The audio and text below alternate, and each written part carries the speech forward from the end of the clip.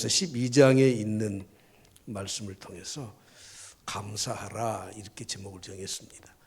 여기에 주어도 빠지고 목적어도 빠지고 그랬지 않습니까? 오늘 본문에 보면은 주께 감사하라, 주께 감사하겠나이다, 여호와께 감사하라 분명히 말씀을 하셨지만 저는 앞뒤 다 빼고 그냥 감사하라 이렇게 제목을 정했습니다.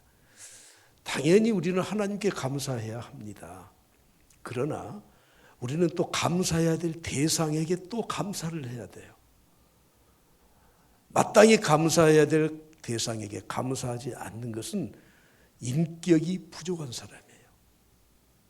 부모에게 효도하라? 부모에게 감사하니까 효도하는 거예요.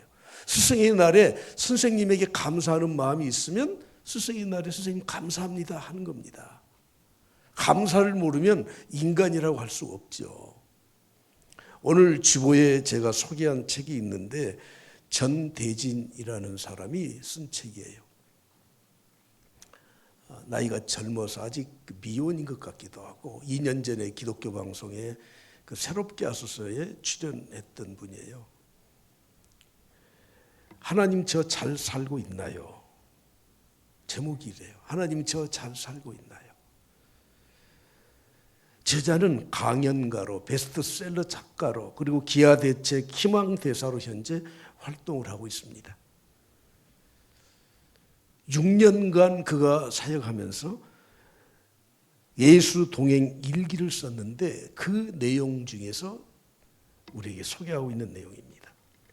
그 내용 중에 이런 것들이 있습니다. 예를 들어서 큰 교통사고를 당했을 때, 큰 교통사고예요. 그런데 다친 곳이 없어요. 어떻게 하시겠습니까? 하나님 감사합니다. 근데 이분은 그 정도로 그치면 안 된다는 거예요. 정말 하나님 앞에 감사하는 마음이 있으면 나의 영적 지도자인 목사님을 모시고 예배를 드리고 하나님 앞에 감사할 뿐만 아니라 하나님이 나를 지켜주셨다는 것에 대해서 영적 지도자와 함께 예배드리면서 감사하면서 더 겸손해지고 진실된 마음으로 살아가도록 스스로를 다짐해야 된다. 그렇게 쓰고 있습니다. 이스라엘 백성들에 대해서 하나님은 이사야 선지자를 통해서 예언을 하셨는데 바벨론의 포로로 잡혀가기 이전에 약 150년, 한 세기 전에 이스라엘 백성들이 너희들이 이렇게 하게 되면 하나님께서 너희들에게 징벌을 내리실 것이다. 그리고 70년 만에 포로에서 풀려날 것이다. 그렇게 예언을 했습니다.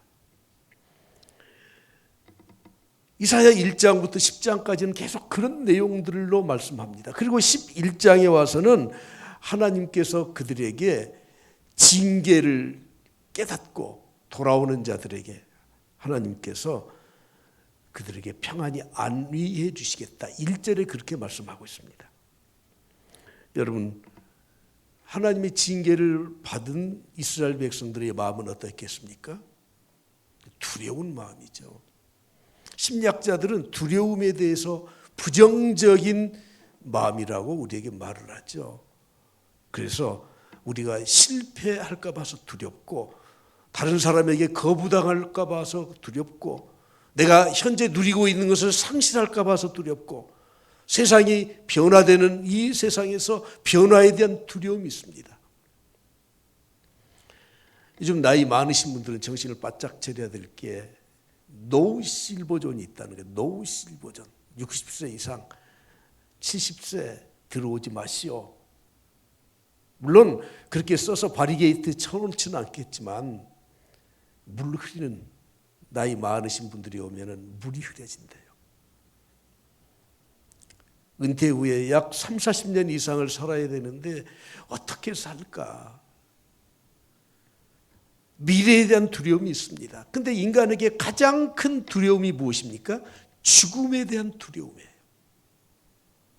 여러분, 죽음 앞에서 누구든지 두려워하지 않을 사람은 없습니다. 이게 인간의 본능입니다. 부정적인 감정입니다.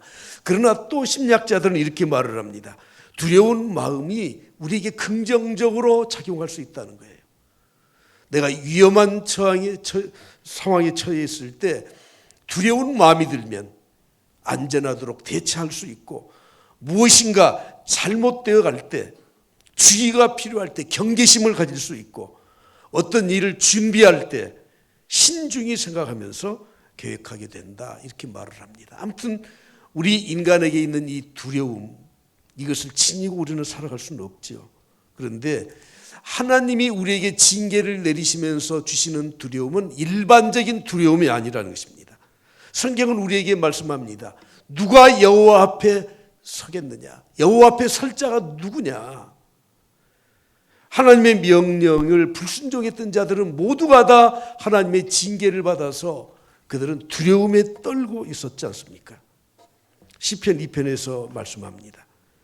우리가 그들의 맨 것을 끊고 그의 결박을 벗어버리자 하도다. 하늘에 계신 이가 웃으시며 그들을 비웃으시리라고 말씀하고 있습니다. 홍해를 콧김으로 갈랐다는 그 하나님의 힘과 전능하심으로 하나님의 말씀에 불순종하는 자들에 대해서 하나님은 징계하시고 심판하시는 분이십니다. 아론의 두 아들 나답과 아비후, 그들도 제사장이었습니다. 아직 제사의 제도가 정착이 되기 이전이라고 하지만 하나님이 지시하신 불을 하나님의 전에 분양하지 않고 자기들 멋대로 하다가 이 두 제사장 나답과 아비후는 하나님이 징계로 죽었습니다. 그것을 본 아론, 이스라엘 백성들 얼마나 두려웠겠습니까? 엘리의 두 아들 홈니와 비느하스 보십시오. 그들은 자기들 멋대로 했습니다. 성전 제사를 그들 마음대로 했습니다. 그리고 전쟁터에 나갈 때 하나님의 법궤를 메고 가면 우리가 이길 것이다 해서 법궤를 자기들 마음대로 성소에서 메고 나가버렸습니다. 블레셋에게 법궤 뺏겼지 않습니까? 그리고 전쟁터에서 죽었습니다. 그 소식을 들은 그의 아버지 엘리 제사장 98세의 몸으로 충격적인 소식을 듣고 의자에서 넘어져서 목이 부러져 죽었습니다. 그 소식을 들은 비느하스의 아내가 해산을 하다가 징계로 두려워서 죽었습니다. 사랑하는 성도 여러분, 이스라엘 백성들의 징계에 대한 소식, 하나님의 말씀에 불순종했을 때 하나님이 주신 이 징계와 이 벌에 대해서 우리 인간은 두려워할 수밖에 없습니다. 그러나 이스라엘 백성들, 그들을 하나님이 징계하셨지만 포로 후에 풀려나게 될 것이다, 회복될 것이다. 그것이 11장에 나오는 메시지예요. 150년 후에나 있을 일, 한 세기, 두 세기 후에 있을 그 일에 대해서 이사야 선지자를 통해서 그렇게 말씀하셨습니다. 오늘 본 말씀 1절을 한번 보시죠. 그들이 징계를 당한 이후에 그들이 회개하고 돌아왔을 때 하나님은 어떻게 해 주시겠다고 말씀합니까? 다 같이 한 목소리로 봉독합니다. 그날에 내가 말하기를 여호와여, 주께서 전에는 내게 노하였사오나 이제는 주의 진노가 돌아섰고 또 주께서 나를 안위하시오니 내가 주께 감사하겠나이다 할 것이니라. 아멘. 주의 진노에서 벗어날 때, 하나님 앞에 회개할 때, 그들을 회복시켜 주실 때, 치유와 회복을 넘어서 부흥의 길로 갈 때 하나님은 우리에게 안위하시오니 안위해 주시겠다는 거예요. 안위한다는 말은 우리를 위로해 주신다, 안아주신다, 그런 뜻이에요. 콤폴데스 미, 나를 안아주셔요. 나를 편안하게 해주셔요. 하나님은 우리를 안위해 주시는 분이에요. 평안케 해주시는 분이에요. 여러분들이 신앙생활하면서 교회 와서 말씀을 듣고 새벽에 일어나서 기도하면서 우리가 느껴야 되는 감정이 여러 가지가 있지만 우리는 하나님이 나를 안아주심에 대해서, 평안함에 대해서, 하나님이 나를 꼭 껴안아주시고 위로해 주시는 이 감정이 없다면 우리는 하나님을 제대로 믿는 게 아닙니다. 오늘 교회에 오셨지 않습니까? 말씀을 듣지 않습니까? 찬송을 부르지 않습니까? 그러면서 우리의 마음이 평안해져야 되는 거예요. 당연히 평안해질 수밖에 없습니다. 사람과의 관계에서도 여러 가지 비유를 통해서 사람의 관계를 말하더라고요. 어떤 사람은 만나면 생선과 같은 사람이 있대요. 생선. 참 좋죠. 오메가3도 있고 좋죠. 근데 생선은 비린내가 나잖아. 어떤 분은 비린내 때문에 생선을 아예 안 잡수시는 분도 계셔요. 그 사람을 만나면 먹을 건 있는 것 같아. 뭔가 유익한 것 같아. 근데 인간적으로는 비린내가 나. 다시는 맛보고 싶지 않아. 그 사람 만나고 싶지 않아요. 그 사람 발자국 소리만 들어도 아이고 싫다는 감정이 와요. 어떤 사람은 꽃과 같아요. 그래서 처음 볼 때는 꽃이 그냥 화려하고 좋은데 화무시비롱이라고 좀 지나면 시들해져요. 인간의 본성이 보여요. 제 친구는 남자가 장미꽃을 그렇게 좋아하더라고요. 장미꽃을 좋아한다고 제가 한번 장미꽃, 흑장미를 선물해 줬더니 진짜 좋아라 그러다가 남자가 어떻게 흑장미를 좋아한대요? 근데 장미꽃 같은 사람이 있어.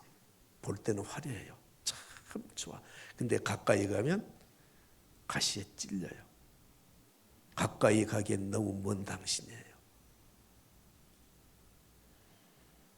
어떤 사람은 손수건과 같아요. 주머니 안에 있어서 안 보여.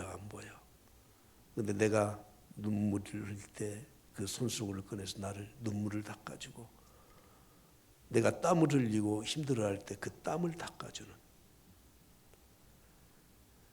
여러분, 저 사람은 이래 이렇게 말하기 전에 내가 어떤 사람인가? 다른 사람에게 안위를 주는가? 다른 사람에게 쿡 찌르는 가시가 있는가? 겉은 화려하게 보이는데 나와 가까이 할수록 사람들이 상처를 받는가? 처음에는 꽃처럼 화려했지만 시간이 지나면 시들어져서 버려야 될 그런 사람이 아닌가? 하나님은 시종일관 우리를 컴포트, 안위해 주셔요. 편안하게 해주시는 분이에요. 전에는 노하셨습니다. 이스라엘이 범죄했기 때문에 두려움의 대상이 되었습니다. 그러나 그들이 회개하고 돌아올 때 하나님은 용서해 주시고 그들을 포로에서 해방시킨 다음에는 안위해 주셔요. 편안케 해주셔요. 다윗은 이렇게 고백하죠. 내가 두려워하는 날에는 내가 주를 의지하리이다. 내가 하나님을 의지하고 그 말씀을 순종하올지라. 다 같이 시작. 내가 하나님을 의지하였은즉 두려워하지 아니하리니 혈육을 가진 사람이 내게 어찌하리이까. 혈육을 가진 사람들이 나에게 어떻게 하겠습니까? 내가 어렵고 두렵고 힘들 때 나는 하나님을 의지합니다. 이렇게 고백하고 있습니다. 바울 사도도 이렇게 고백합니다. 그런즉 이 일에 대하여 우리가 무슨 말을 하리요? 만일 하나님이 우리를 위하시면 누가 우리를 대적하리요? 하나님 우리를 위해 주시면, 하나님이 나를 안위하시고 나를 보호해 주시면 인간 누구도 나를 대적할 사람이 없다고 하는 겁니다. 오늘 이사야 선지자는 3절에서 이렇게 고백하고 있습니다. 이사야 12장 3절 다 같이 봅니다. 시작. 그러므로 너희가 기쁨으로 구원의 우물들에서 물을 기르리로다. 아멘. 찬송을 좀 불러야 되겠어. 설교 시간 제가 시간을 많이 조정을 많이 하는데 이 찬송을 좀 같이 불렀으면 합니다. 내가 참 의지하는 예수. 우리 같이 1절만 찬송 부르겠습니다. 반주해 주시면 저 낙보 거기 있을 텐데. 내가 참 의지하는 예수 나의 상처 입은 심령을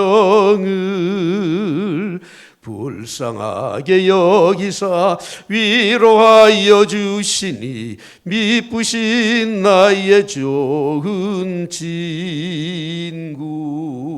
다시 한번 부릅니다. 내가 참 의지하는 예수 나의 상처 입은 심령을 불쌍하게 여기사 위로하여 주시니 미쁘신 나의 좋은 친구 내가 의지하는 예수 나의 사모하는 친구 나의 기도 들으사 응답하여 주시니 미쁘신 나의 좋은 친구.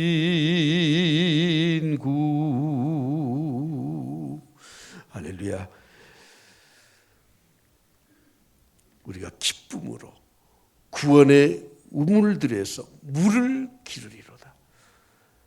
하나님이 우리를 구원해 주시고 우리를 안위해 주신다면 하나님이 우리에게 주시는 생명의 이 강수를 준비해 놓은 우물에 가서 두레박을 가지고 깊이 그 우물을 떠서 마시라고 하는 것입니다. 여러분, 우리가 인간이 세상을 살다 보면 평생 동안 해갈이 되지 않지 않습니까? 항상 목말라요. 돈을 벌어도, 자식을 키워도, 집장만 해도 항상 우리에게 인생의 목마름이 있습니다. 하나님은 우리에게 하나님의 생명의 강수의 우물물을 준비해 주셨기 때문에 우리는 그곳에 가서 믿음의 두레박을 내리고 물을 퍼서 마실 때마다 우리의 심령에 참된 양식을 얻고 풍성해질 줄로 믿습니다. 믿음을 가진 성도들은 세 가지를 확신하고 살아야 됩니다. 여러분, 오늘 우리가 하나님을 믿기 때문에 이 자리에 나오지 않았습니까? 코로나 이후에 사회적 거리두기가 해제된 이후에 한국 기독교의 교회 출석률이 약 70%로 코로나 이전보다 70%로 이제 고정이 되었다는 고정이. 적어도 여기에 코로나 이후에도 교회를 찾아 나와서 예배를 드리신 분들은 그래도 여러분들이 알곡 신자라고 저는 생각하고 믿음이 있다고 저는 확신합니다. 그렇다면 세 가지의 확신이 있어야 되는 첫째는 구원에 대한 확신입니다. 내가 신앙생활을 했는데 구원의 확신이 없다? 올바르게 신앙생활을 하지 않는 겁니다. 여러분, 힘들고 어려울 때 우리가 내가 구원받았다는 확신만 있으면 어떤 것도 이겨낼 수 있습니다. 하나님이 나를 위하시는데 누가 나를 대적하랴? 확신 있게 살아갈 수 있습니다. 뭐 코로나, 무슨 실업, 세상의 어려운 일들, 암병, 고통당하는 모든 것, 내가 하나님의 구원받은 백성인데 무엇이 두렵습니까? 하나님을 믿는 사람의 첫 번째 확신이 뭐라고요? 구원에 대한 확신이에요. 두 번째는 나의 힘이 되신 여호와. 하나님은 나의 힘이 되신다. 할렐루야. 하나님은 나의 힘이 되신다. 할렐루야. 여러분, 내 배경이, 경제력이, 내 주위에 있는 어떤 상황이 나의 힘이 되는 것이 아니라 내 삶의 근본적인 삶의 힘, 에너지는 하나님께로부터 오는 것입니다. 마지막 세 번째는 하나님을 확실히 믿는 사람은 하나님은 나와 함께 계신다. 하나님의 임재에 대한 확신입니다. 내가 사망의 음침한 골짜기로 다닐지라도 해를 두려워하지 않는 것은 여호와 하나님이 나와 함께 계심이라. 할렐루야. 그러므로 오늘 3절에 있는 말씀처럼 너희가 기쁨으로 구원의 우물들에서 물을 기르리로다. 구원의 우물에서 날마다 우리는 물을 길러야 된다고 말씀을 하고 있습니다. 내가 구원을 받았고 날마다 구원의 우물에서 물을 길러 마시는 사람은, 그래서 참된 인생의 안위함을 누리고 사는 사람은 마땅히 하나님 앞에 감사하는 겁니다. 하나님은 우리의 구원이시라는 이 말은 하나님만이 나의 구원이시다, 그런 뜻입니다. 하나님 외에는 구원자가 없다 한 것입니다. 이스라엘 백성들은 하나님이 택한 백성이고 구원해 주셨습니다. 가나안 땅으로 인도하셨습니다. 그러나 이방 사람들과 똑같이 그들은 세상 것 붙들고 살았습니다. 그래서 그들은 하나님이 징계로 바벨론의 포로로 끌려갈 수밖에 없었던 거예요. 포로의 혹독한 시련을 통해서 그들이 깨달았습니다. 회개했습니다. 세상 것 헛된 것을 그때야 알았습니다. 그리고 나서 그들은 구원의 우물에서 날마다 그 우물물을 퍼서 마시면서 살 수 있었던 것입니다. 그러므로 하나님을 구원자이심을 확실히 믿는 사람들은 마음과 말로만 시인하는 것이 아니라 삶의 하나님 말씀을 사모하면서 사는 거예요. 베드로전서 2장 2절 3절에 말씀하지 않습니까? 갓난아이 같이 순전하고 신령한 젖을 사모해라. 하나님을 사모해라. 말씀을 사모해라. 하나님의 능력을 사모해라. 천국을 사모해라. 생명수가 되신 예수 그리스도를 사모해라. 성경은 그렇게 말씀하고 있지 않습니까? 너희가 주의 인자하심을 맛보았으면 더욱더욱 그렇게 살아라. 사랑하는 성도 여러분, 하나님은 언제든지 하나님의 생명샘의 우물가에서 우리의 두레박을 내리면은 예비해 놓으신 것을 우리에게 풍성하게 주시는 분이십니다. 그러나 우리 인간은 지난주에 말씀드린 것처럼 마라의 쓴물을 보면서 그렇게 원망을 합니다.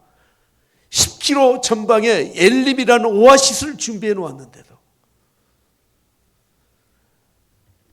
마실 물이 없어서 그들이 또 원망을 할 때 모세를 통해서 하나님은 반석을 내려치도록 해서 200만 명, 300만 명 되는 그 사람들이 풍성히 물을 마실 수 있도록 공급해 주시지 않습니까? 사마리아 수가성 여인에게 주님이 이렇게 말씀하십니다.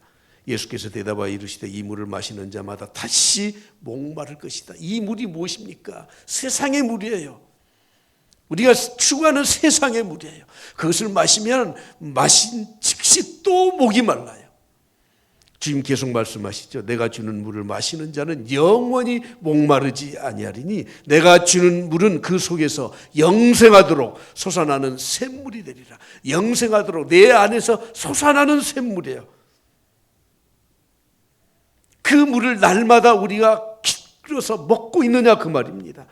아침마다 새롭게 하시는 하나님의 은혜를 사모하면서 하루의 일과를 시작하는가 하는 것입니다.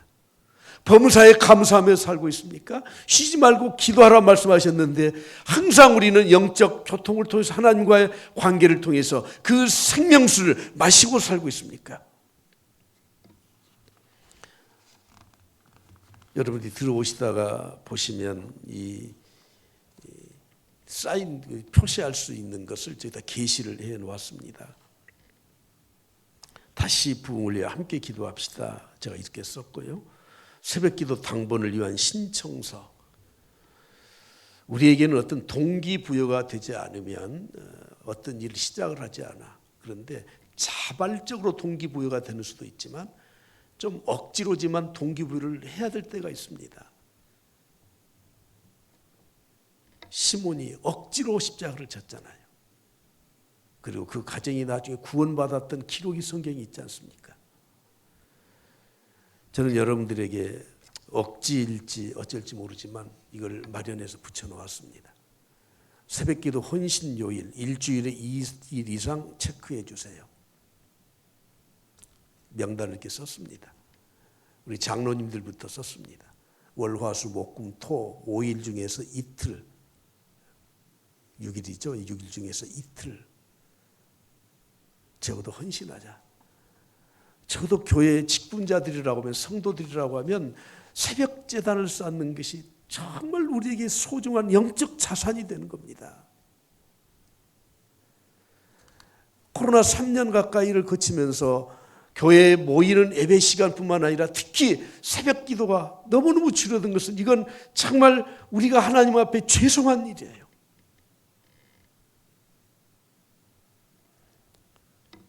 한 가지 우리가 구원의 우물물이 준비되어 있지만 믿음의 두레박을 내려야 되죠.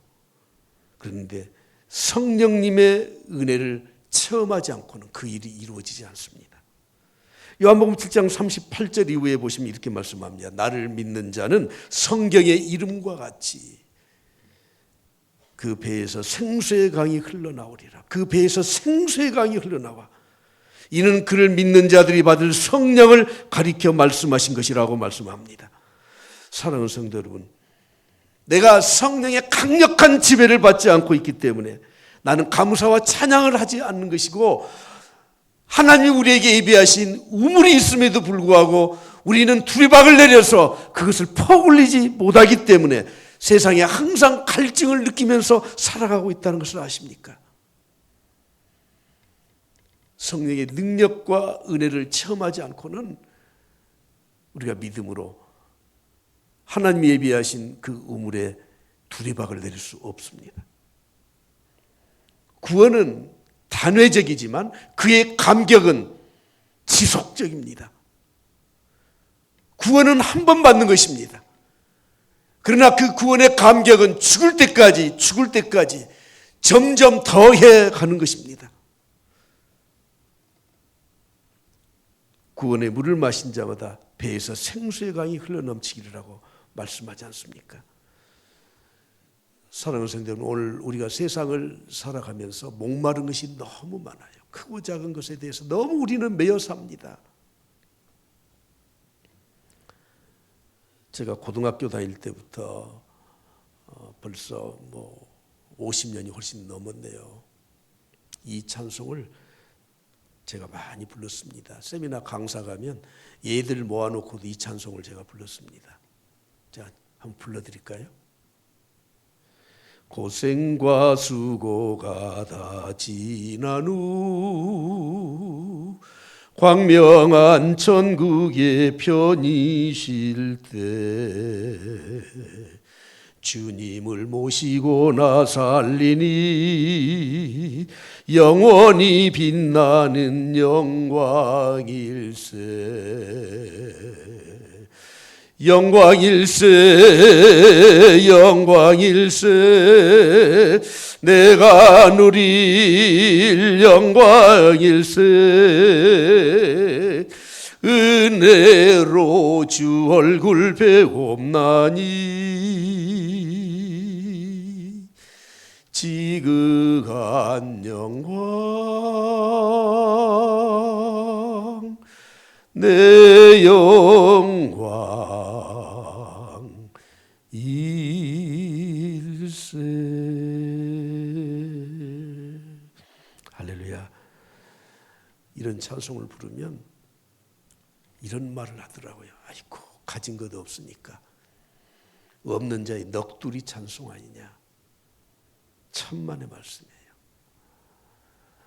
사람들이 저에게 욕심이 많다고 그렇게 말을 하시는 분들이 있더라고요. 맞습니다. 저는 욕심이 있습니다. 그런데 좀 살다 보니까 그게 별게 아니더라고요. 그래서 요즘 이런 생각을 합니다.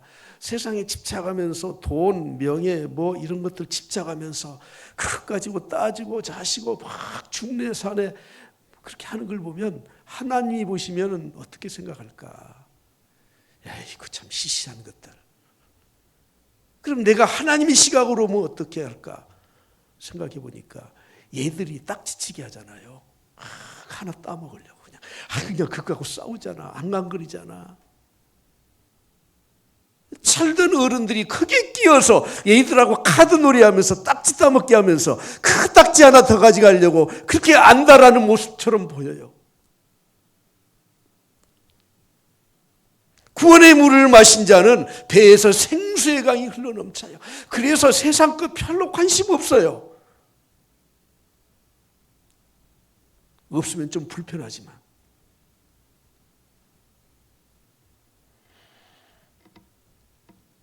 항상 하나님께서 나에게 구원해 주신 그 은혜, 구원받은 그때만 감사가 있는 것이 아니라 지속적으로 감격이 있어요. 오늘 마지막으로 하나님 우리에게 이렇게 말씀하십니다. 5절 다 같이 보시겠습니다. 여호와를 찬송할 것은 극히 아름다운 일을 하셨음이니 이를 온 땅에 알게 할지어다.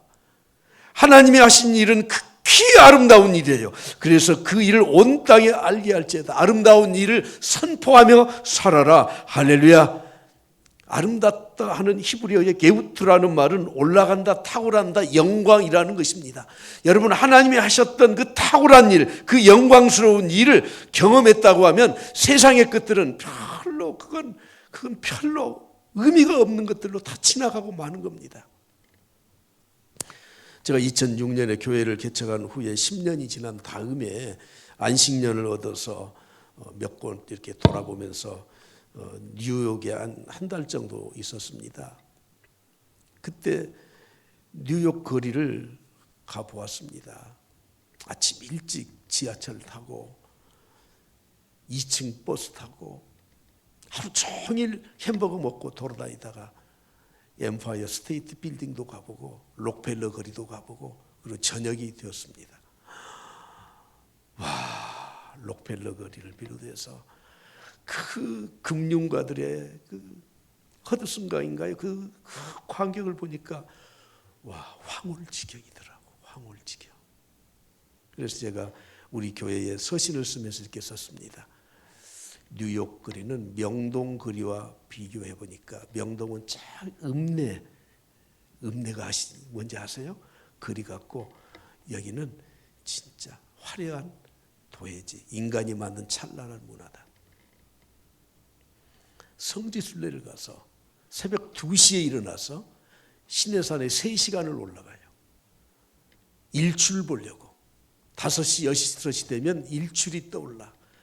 시내산은 그게 전부 다 황토산이에요. 사방이 황토산이에요. 그런데 거기에 일출, 태양이 빨간 태양이 떠오르면 그것이 어떻게 보이겠어요? 안 가봤으면 말을 못하죠. 온통 붉은. 이야, 그때 외국에서 온 사람들, 한국 사람들이 제일 많아요. 항상 똑같이 자기들끼리 모여서 부르는 찬송이 있어요. 가르쳐드려요. 주 하나님 지으신 모든 세계 내 마음속에 그리워볼 때. 할렐루야, 할렐루야. 여행할 때 절대 로마를 먼저 가지 마라 그러잖아요. 로마에는 베드로 성당을 비롯해서 옛날 고적 유적지가 너무 많아서 그거 보면 다른 데 가면 좀 싱겁대요. 시내산 일출을 보니까 뉴욕의 거리는 그건 아무것도 아니야. 하나님이 하신 일이 무엇입니까? 지극히 아름다운 일이에요. 지극히 아름다운, 극히 아름다운 일이에요. 변화산에 갔을 때 예수님의 제자들이 깜짝 놀랐습니다. 그리고 이렇게 말을 합니다. 세상에 빨래하는 자가 그렇게 희귀할 수 없을 만큼 희어졌다. 마가복음에서 그렇게 기록하고 있습니다. 바울사도는 3층천에 올라간 다음에 내가 이런 사람을 안다. 그가 몸 안에 있었는지 몸 밖에 있었는지 나는 모른다. 하나님은 아신다. 그러면서 그 찬란한 하나님 나라의 영광을 본 다음에 많이 펑펑해지지 않았습니까? 하나님이 하신 일은 극히 아름다운 일이에요. 한 가지만 물어볼게요. 여러분, 내가 이 땅에 태어난 것은 부모의 실수로 태어났죠? 어머니 왜 날 낳으셨나요? 우리 집에서 옛날 일해주던 형이 항상 그 말을 했어요. 지게 지고 산에서 내려오다가 동원 학교 갔다 왔냐? 겨우 국민학교도 못 나와가지고 남의 집에 와서 우리 집에서 일하면서 맨날 하는 말이 그 말이에요. 어머니 왜 날 낳으셨나요? 그리고는 그게 12월에 세경주잖아요. 요즘은 1년 연봉 쌀 10가마니 정도죠. 그거 받고 집에 가더니 뒷산에 가서 목 매달아서 자살했어요. 부모의 실수로 태어났죠? 아니잖아요. 하나님이 내 생명 주셨잖아요. 세상에서 극히 아름다운 일이 무엇입니까? 내가 태어난 거예요. 내가 태어난 거야. 자, 다시 한번 인사했잖아. 나야 고맙다. 한번 해보십시오. 시작. 나야 고맙다. 이렇게 살아주니까 고마워요. 고마워. 하나님이 하신 일을 극히 아름다운 일이에요. 극히 아름다운 일. 오늘 저는 마지막 결론으로 말씀을 드리고자 합니다. 구원받은 하나님의 백성들이 네 가지를 꼭 해라 하고 오늘 본문에서 명령형 동사로 쓰여진 네 가지, 이걸 소개하고 기도하려고 합니다. 첫 번째, 따라서 합시다. 여호와께 감사하라. 예, 여호와께 감사하라. 두 번째, 여호와 하나님의 이름을 부르라. 예, 여호와 하나님 이름을 부르라. 세 번째, 하나님이 행하신 일을 만국에 널리 전파하라. 하나님이 행하신 일을 만국에 널리 전파하라. 마지막, 하나님의 이름을 높이라. 예, 오늘 우리에게 이렇게 말씀하십니다. 오늘 감사 주일에 감사합시다. 할렐루야. 예, 저는 아침에 양치질하면서 느닷없이 감동이 와가지고요, 막 여기 만지면서 감사했어요. 하나님, 제가 죽을 때까지 무김치는 꼭 먹고 살게 해주십시오. 이렇게 감사했습니다. 삶의 의미가 뭐 많은 걸 가져야 의미가 있는 겁니까? 삶 자체가 의미입니다. 하나님 주신 이런 은혜와 축복을 누리면서 살 수 있기를 간절히 축복합니다.